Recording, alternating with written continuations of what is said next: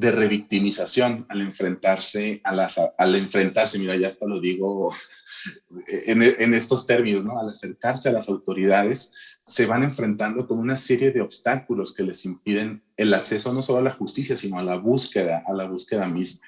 Entonces, me refiero a cosas desde que llegan al Ministerio Público y no les reciben o no pueden poner la denuncia, por ejemplo, o no se les abre carpeta de investigación.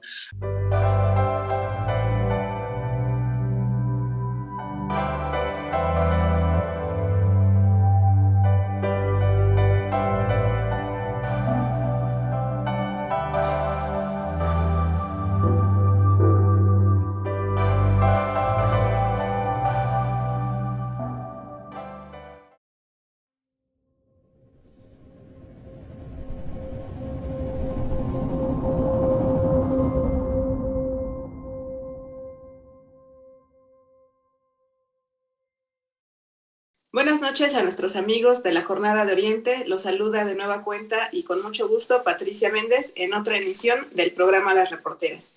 En esta noche de domingo queremos agradecerle al doctor Rodolfo Tadeo Luna de la Mora. Él es responsable del programa de Seguridad y Justicia del Instituto de Derechos Humanos Ignacio Yacuría de la Universidad Iberoamericana en Puebla. Que haya aceptado esta invitación a platicar sobre un proyecto, un trabajo muy importante que realizó el instituto. Buenas noches, doctor. ¿Qué tal, Pati? Buenas noches. Un gusto estar aquí contigo.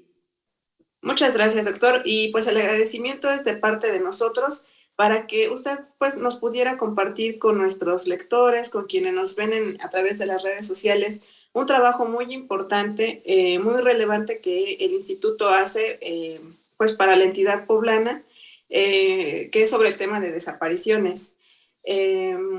Desafortunadamente vivimos un fenómeno muy pues significativo, digámoslo así, en el tema de desapariciones, porque las cifras no son menores. Y bueno, no sé si usted concuerde conmigo en que este problema está muy relacionado con el tema del robo de combustible.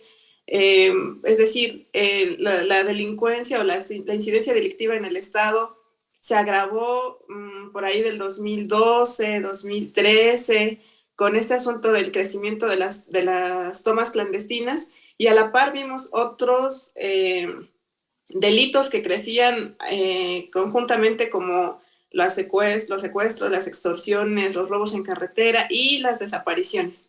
Entonces, pues no sé si nos pueda, por favor, ampliar sobre este informe sobre la situación de la desaparición de personas en Puebla. ¿Cómo ustedes deciden elaborar este reporte y cómo observan la situación en el Estado? Por favor. Gracias. Pues sí, mira, creo que haces un diagnóstico bastante certero de la situación, no solo de la desaparición, sino de la violencia social en el Estado y la violencia relacionada con la delincuencia y específicamente la delincuencia organizada. Nosotros hicimos este informe. El informe tiene, por ejemplo, algunos datos que advierten sobre estas cuestiones, que a partir de 2012 se da un incremento exponencial en el caso de las desapariciones en el Estado de Puebla. Creemos que esto es parte, digamos, de una dinámica nacional que inicia en 2006 con la mal llamada guerra contra el narco y que se va incrementando la violencia, que llega unos años después a Puebla. Nosotros en el Instituto de Derechos Humanos desde 2018, 2019 aproximadamente, ya íbamos rastreando o nos íbamos dando cuenta que las desapariciones habían aumentado muchísimo en los últimos años y que no había no solo instituciones gubernamentales, sino que no había instituciones académicas o gente que lo problematizara o gente que lo visibilizara o gente, es decir, nos empezamos como a interesar por ver qué podíamos hacer. Nos enteramos que había colectivos como Uniendo Cristales, como La Voz de los Desaparecidos, y empezamos a tejer redes de apoyo y acercarnos a ellas en la medida de preguntarles qué es lo que necesitaban. Y pues una de estas necesidades que nosotros observamos y una cuestión fundamental que consideramos que es trabajo de la universidad como institución social, esto no me refiero a la Ibero, me refiero como a la generalidad, y no como la universidad, pues es esta tarea de generar conocimiento, de hacer investigación académica que fuera rigurosa y que abonara, digamos, no solo a problematizar o a explicar lo que está pasando, sino también esta idea de proponer algunas soluciones.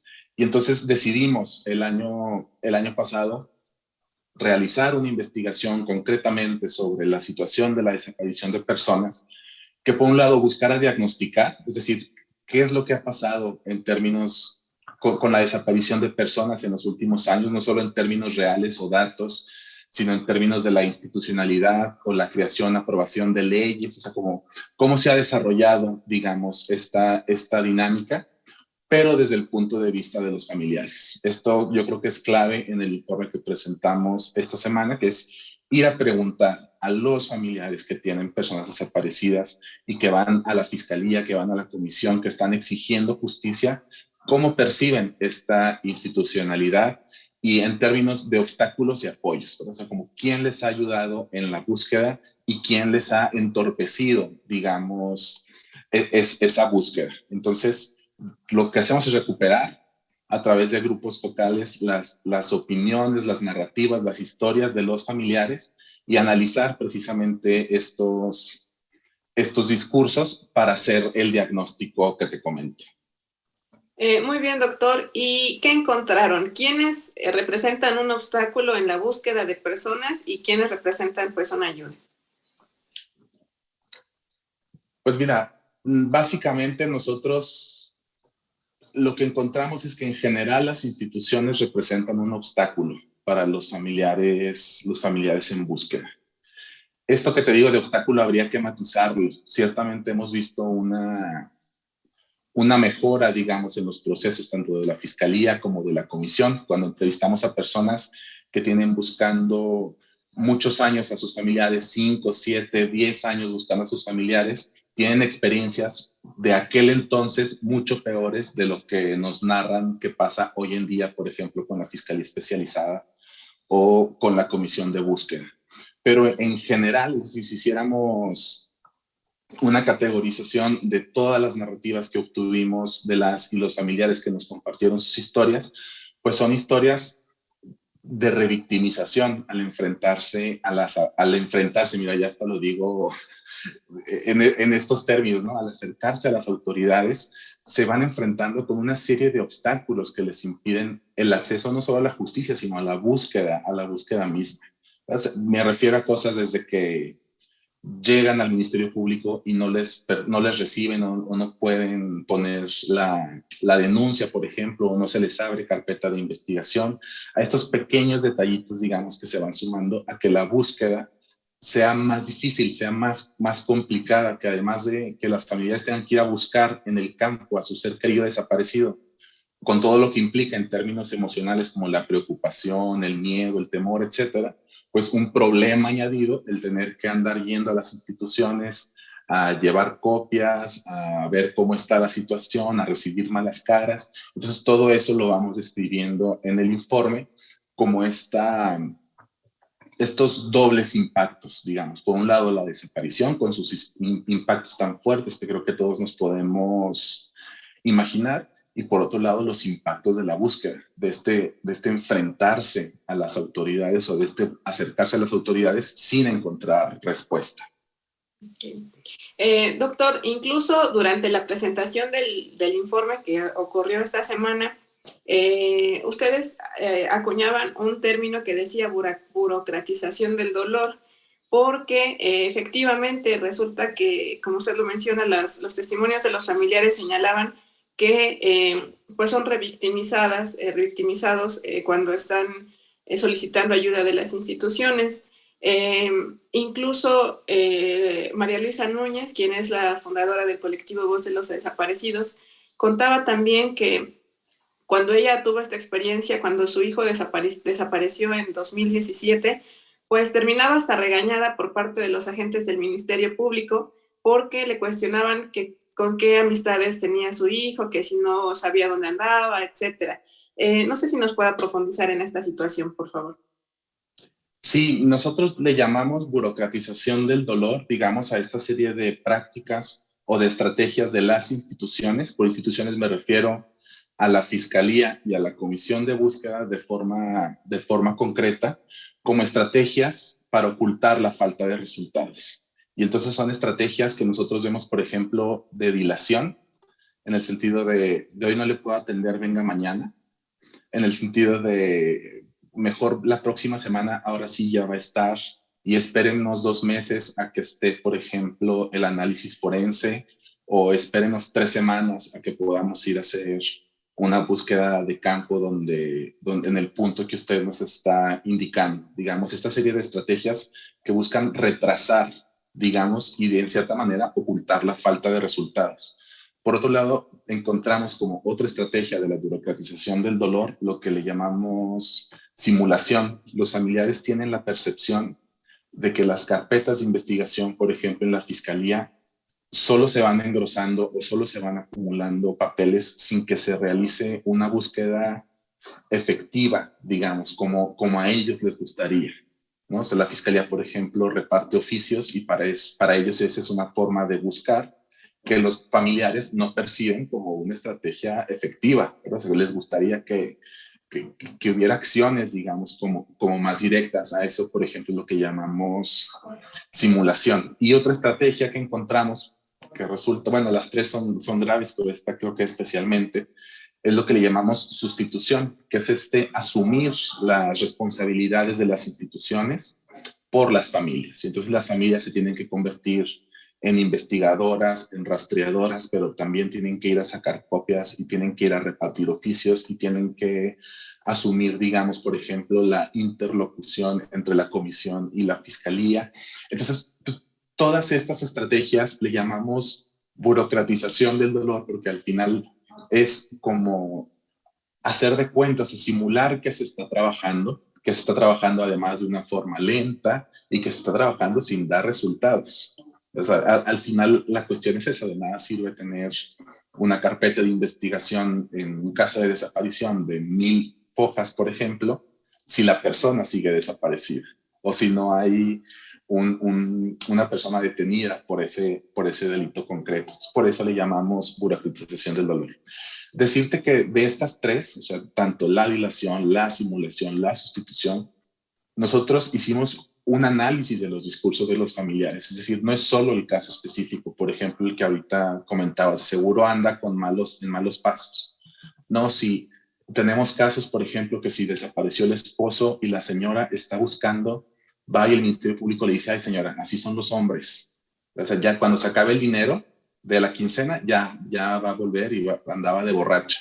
¿Verdad? Pero también pasa, por ejemplo, cuando desaparece una adolescente, de que, ay señora, se fue con el novio, ya volverá. O también pasa cuando desaparece un niño, de que, señora, ¿por qué no lo cuida si usted es la mamá?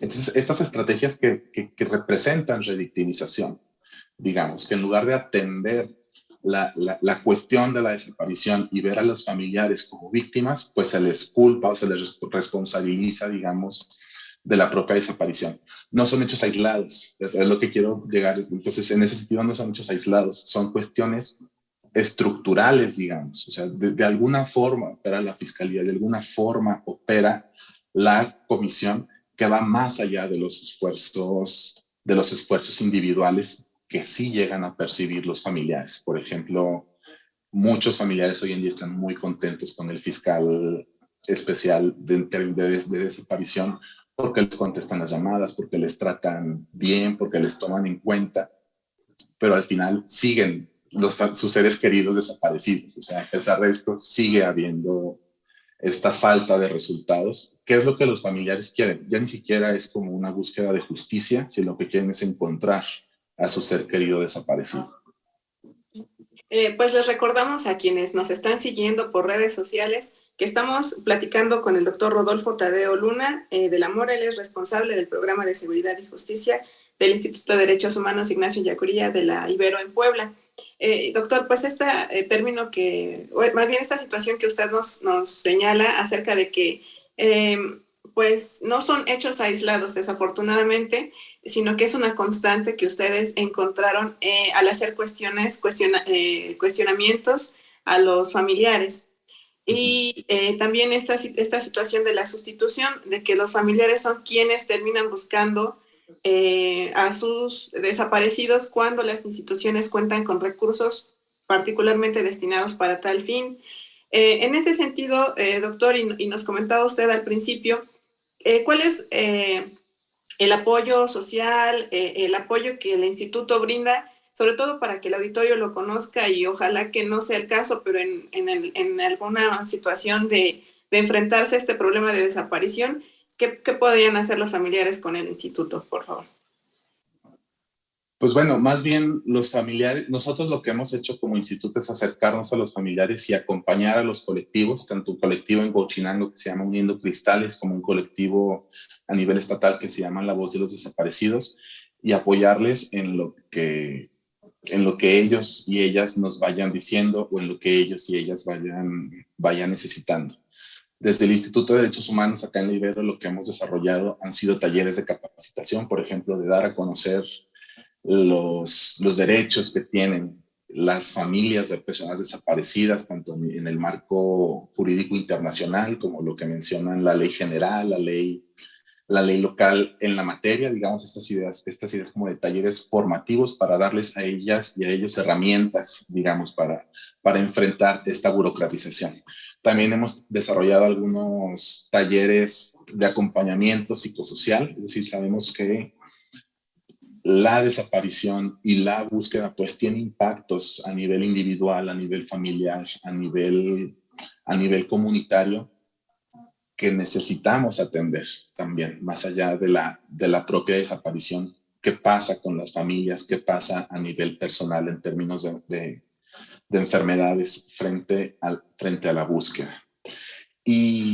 Pero más allá de lo que nosotros hacemos como instituto, lo que nosotros encontramos en el informe es que son los propios familiares de personas desaparecidas los que de una manera autogestiva, es decir, entre ellos se han juntado y han conformado andamiajes alternativos como estrategias de apoyo para enfrentar una vez más esta burocratización y para enfrentar en términos simbólicos el dolor de la desaparición. Es decir, creemos, o más bien encontramos como un valor muy, muy importante en la creación de estos colectivos, desde para pasarse tips de, por ejemplo, un machote para ir a entregar a la fiscalía, o el horario, o la persona que les atiende mejor, es decir, como estos tips en términos muy, muy prácticos, como apoyos simbólicos y emocionales, ¿verdad? Muchos de los familiares que pertenecen a estos colectivos se dicen familia, porque se han encontrado, digamos, que el dolor les hermana, que el dolor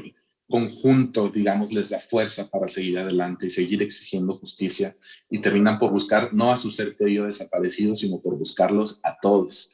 Y creemos que eso es algo que nosotros encontramos y que detallamos en el informe, pero que es bien importante, digamos, esta resignificación que las propias víctimas, que los propios familiares hacen, y en ese sentido es que van exigiendo justicia, ¿verdad? Si vemos plantones y vemos marchas y les vemos empoderadas exigiendo sus derechos porque han sido procesos gestados desde los propios familiares. Doctor, pues algún mensaje final, por favor, para quienes nos escuchan, por favor. Pues yo les invitaría a que conocieran el informe, a que lo lean, pero también más especialmente a que se solidaricen, digamos, con las y los familiares.